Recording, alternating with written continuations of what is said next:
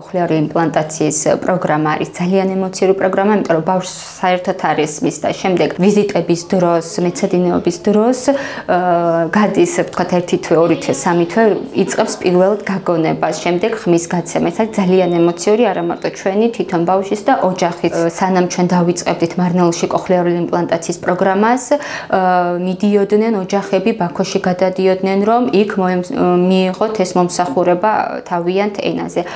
2016 წლიდან უკვე ვახორციელებთ მარნეულში და არა მარტო მარნეულის მოსახლეობა, დმანისი, ბოლნისი, იქ სხვადასხვა მუნიციპალიტეტებიდანაც მოგმართავენ. Kokos. Çapur. Aferin. Haysal. Armut. Almışdım. Organizაციას მენადი უკვე ბევრი წელია ადრეული განვითარების პროგრამას ახორციელებს. დამატებით კიდევ ჩავერთეთ რეაბილიტაციის პროგრამაში, რომელიც თავის თავში ცალკე მოიცავს ფიზიკური თერაპევტის მომსახურებას, ფსიქოლოგის, მეტყველების თერაპევტის, ნევროლოგის, რეაბილიტოლოგის, კონკრეტულად მორგებული თითოეული ბავშვის საჭიროებებზე. Ძირითადად მომართვიანება მოდის შშმ შეზღუდული შესაძლებლობის მქონე პირების. Doldurdum. Yum gözünü. Ay, indi sen kırmızı. მე მყავს მენის არ მქონე ბიჭი და ზუსტად მისი პრობლემის იდენტიფიცირება იყო იმის საფუძველი, რომ შეიქმნა ეს ორგანიზაცია. სათავეში ჩაუდექით მშობლები, ვის შვილებსაც არ ქონდათ სმენა და ვისაც დაჭირდათ კოხლიარული იმპლანტაცია. ძალიან ბევრი აზერბაიჯანული ეროვნების ბავშვი ჩამოდიოდა თბილისში, რომლებიც იღებდნენ სერვისს თბილისში.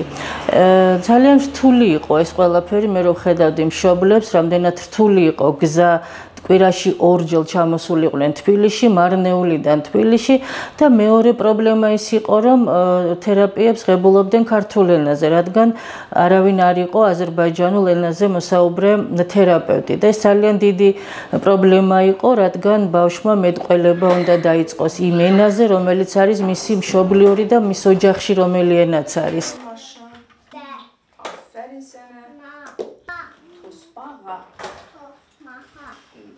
წარმატება ესე ვთვლი მარნეულის მუნიციპალიტეტში ჩვენი საქმიანობის ის არის რომ კოხლიარული იმპლანტის მქონე ბავშვები რომლებიც განწირულები იყვნენ იმისათვის რომ ვერ იმეტყველებდნენ ვერ გაიგონებდნენ დღეს ისინი ჩვეულებრივ საჯარო სკოლაში დადიან ჩვეულებრივად მეტყველებენ ძალიან ბევრი მუსიკაზე დადის მღერიან ცეკვავენ და ჩვენი ეს 51 ბავშვი რომელიც იყო კოხლიარული იმპლანტის მომხმარებელი ჩვენს ორგანიზაციაში დღეისათვის საზოგადოების სრულფასოვანი წევრები არიან.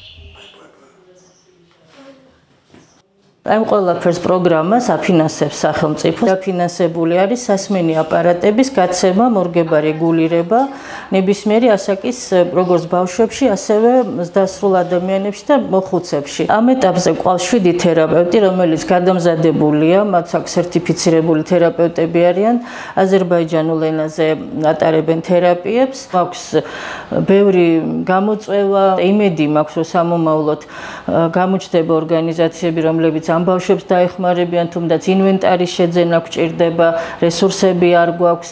ადგილობრივი მუნიციპალიტეტიც იმედია ჩაერთვება ამ საქმიანობაში.